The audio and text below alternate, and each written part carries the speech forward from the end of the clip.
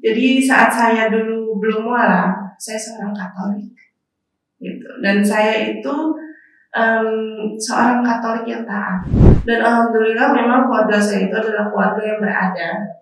Bapak saya itu usahanya sarang burung walet, dia memiliki gudang banyak sekali untuk sarang walet. Dan alhamdulillah kehidupan saya berkecukupan.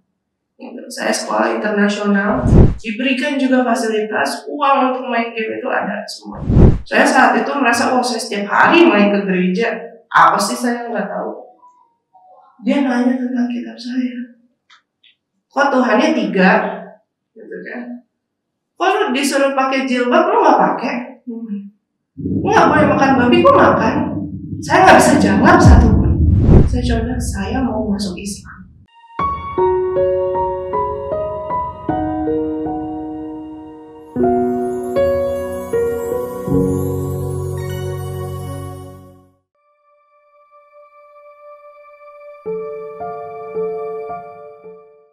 Assalamualaikum warahmatullahi wabarakatuh.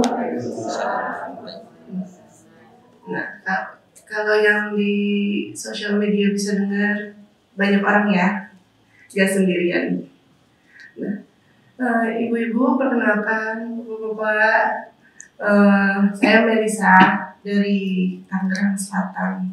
Saya tinggal sama suami saya sekarang di Pondok Pucung, di daerah BSD, Bintaro Sanoan dikit. Gitu, sebutannya BSD.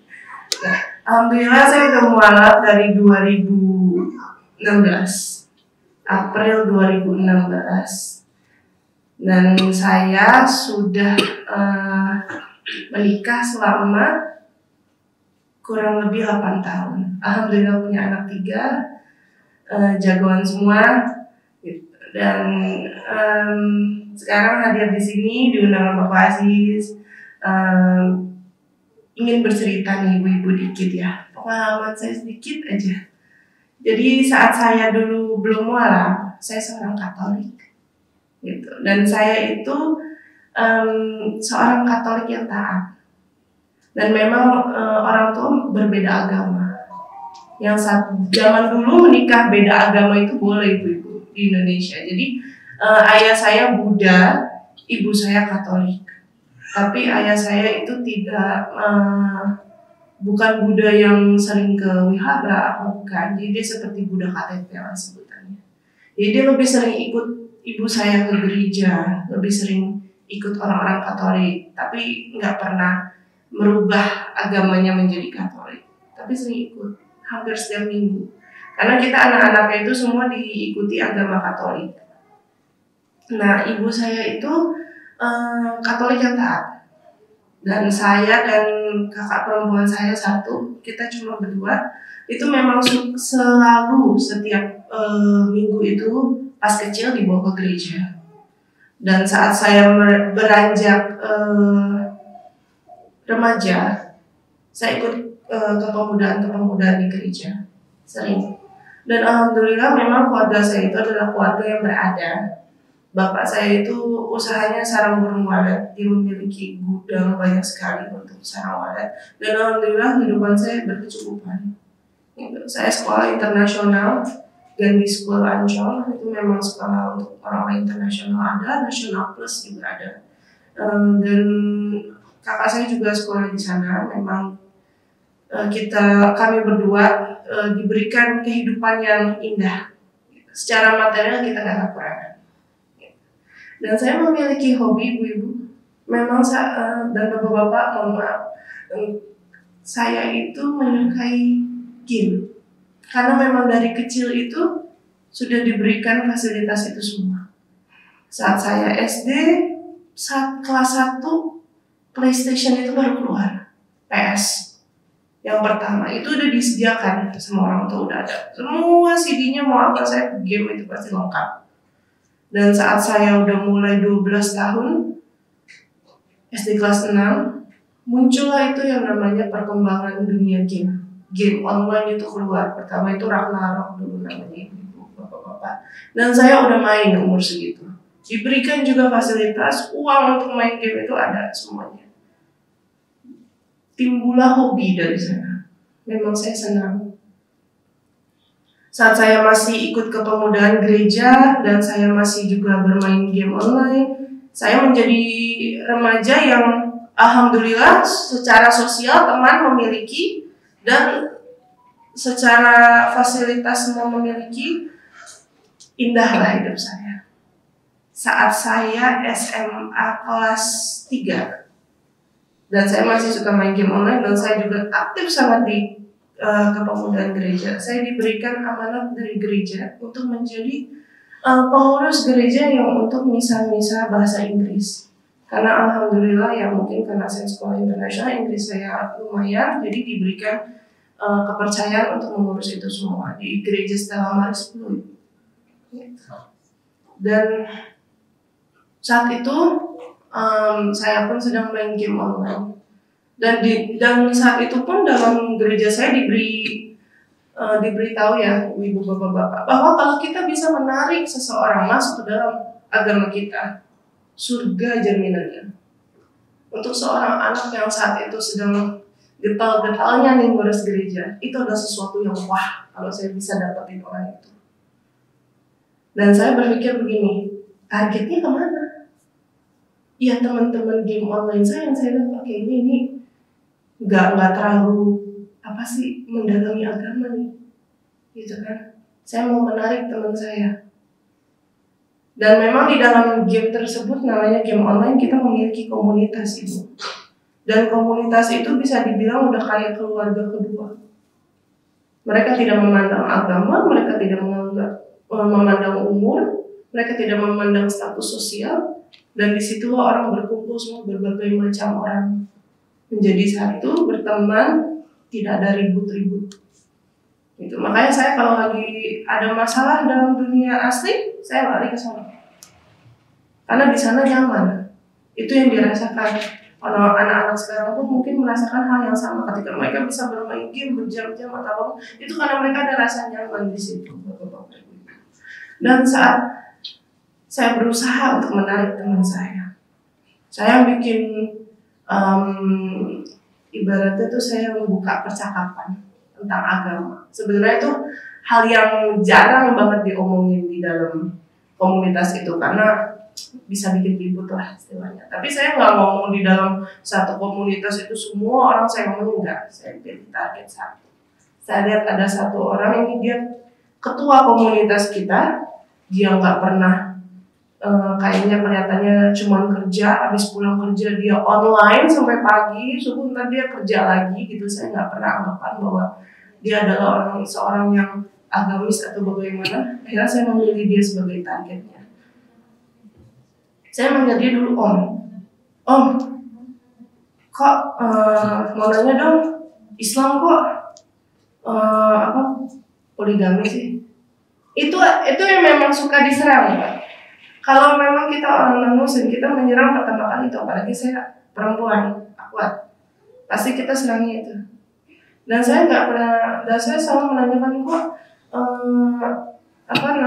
Nabi itu nikahnya sama anak yang lebih kecil sih, gitu kan? Terus begitu, semua hal-hal jelek itu saya serang pada Islam, teroris, seperti itu, pertanyaan-pertanyaan seperti itu. Dia bisa jawab semuanya, gitu. Ya dia pun juga nggak mau dong, cuman saya doang yang nanya Islam, dia nanya ke saya tentang Katolik. Saya saat itu merasa, saya setiap hari main ke gereja, apa sih saya nggak tahu.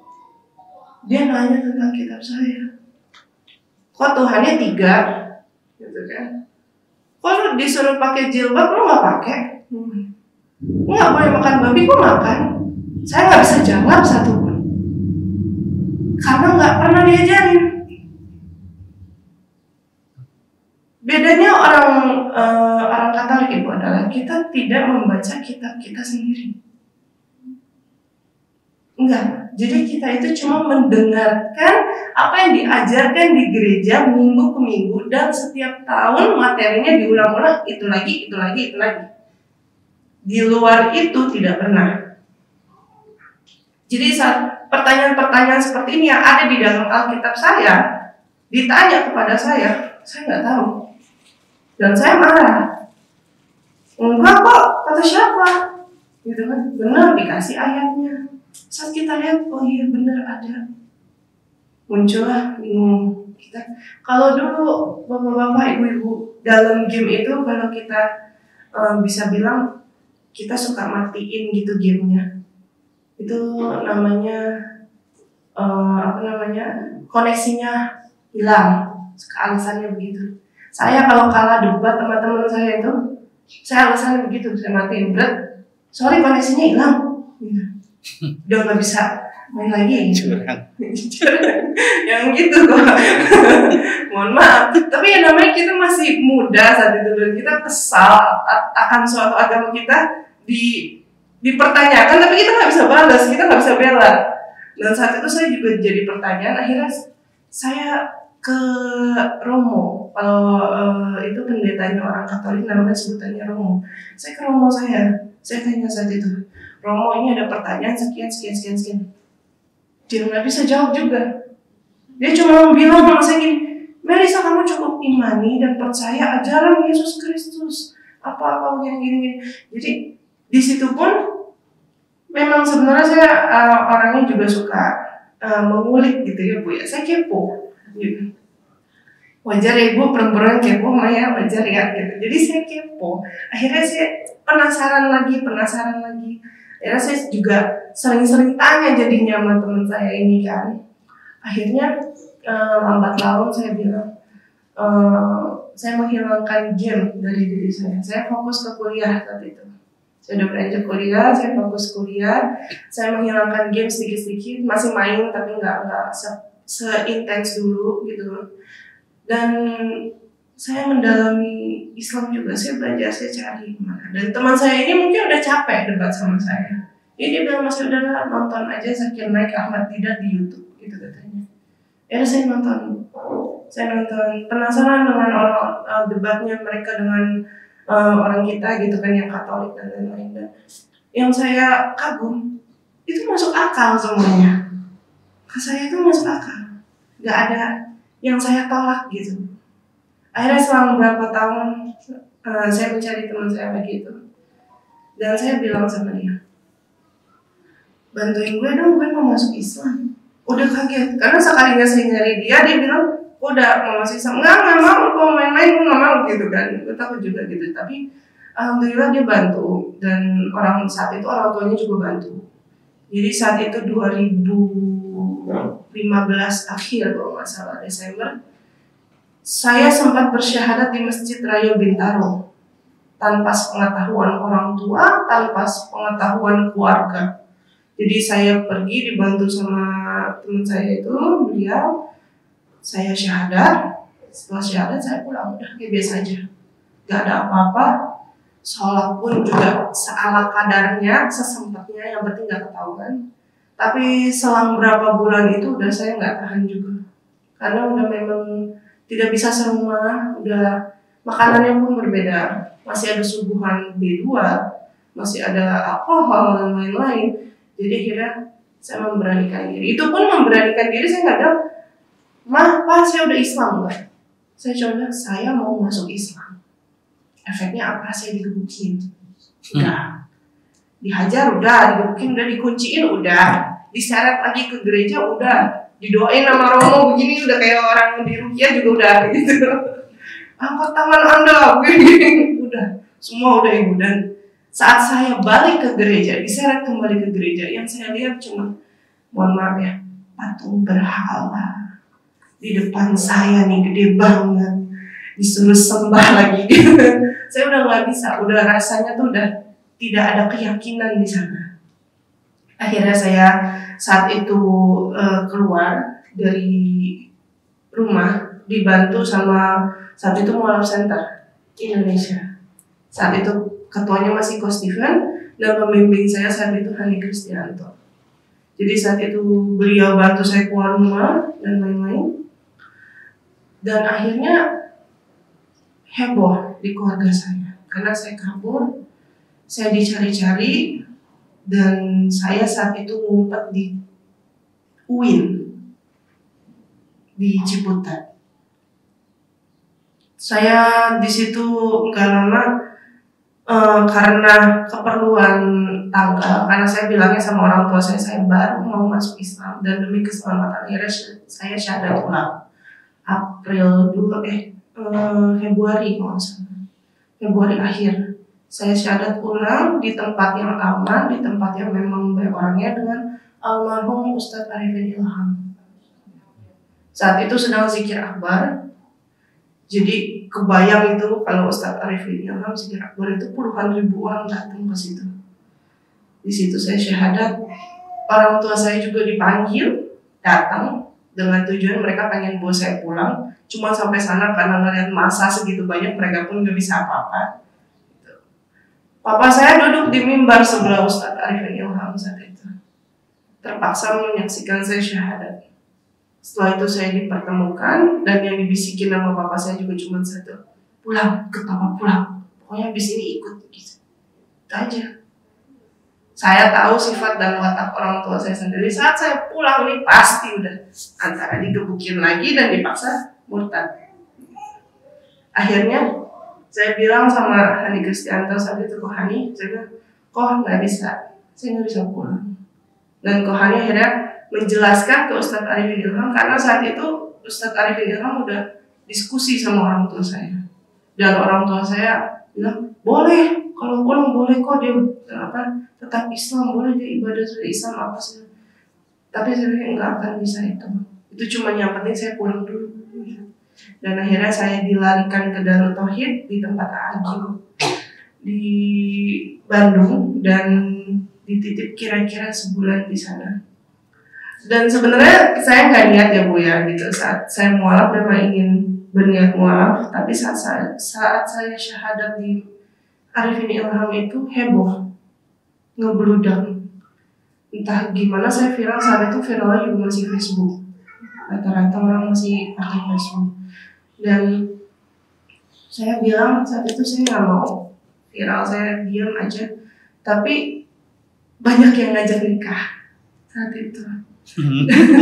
Memang belum niat menikah, tapi karena terlalu banyak dan saat itu pun sampai ada orang yang datang ke Darut Tauhid gitu saat itu dan mengajak saya menjadi istri kedua sampai kayak begitu. Saya dikejar ke Darut Tauhid gitu, disamperin. Istrinya yang minta saya bahkan langsung, cuma saat itu saya juga masih memikirkan belum mau menikah. Tapi akhirnya Pak Hani bilang sama saya, lo harus nikah Mel, harus ada yang jagain gitu, karena lo malah akhwat.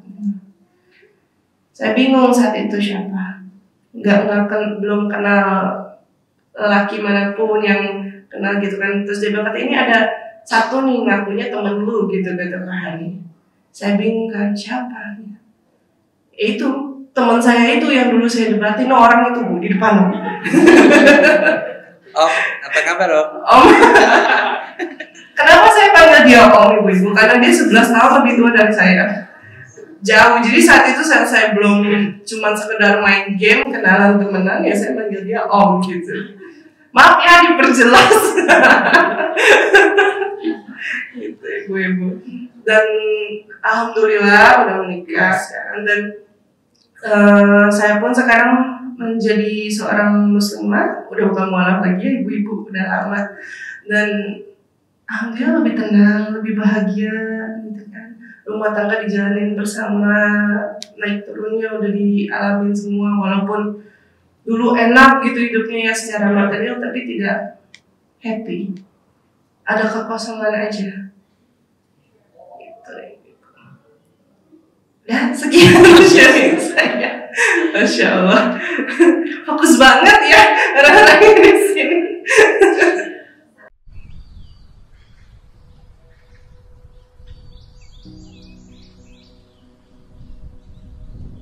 Telawit Kampung Pesantren ini terletak di Kecamatan Kendaher, kurang lebih dari pusat kota Tahuna 30 menit, di sebelah utara kota Tahuna. Dan 100% di Kampung Talawit ini Muslim, sehingga itulah Kenapa sampai dijadikan talawid kampung pesantren? Karena 100% muslim.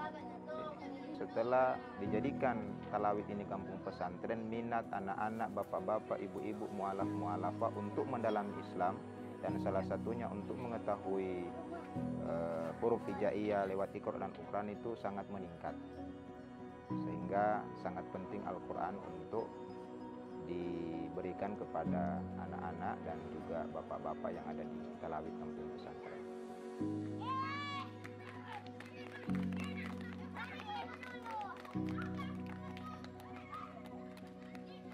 Itu 1 bulan sudah ada 5 yang robek, karena memang anak-anak. Jadi entah karena semangatnya atau semangat bermainnya, jadi memang butuh dibantu Iqra dan juga Al-Quran karena dengan alasan tadi. Jadi harapan kami ke depan dari Badan Wakaf Al-Quran bisa memberikan Al-Quran kembali untuk taman pengajian di talawid kampung pesantren.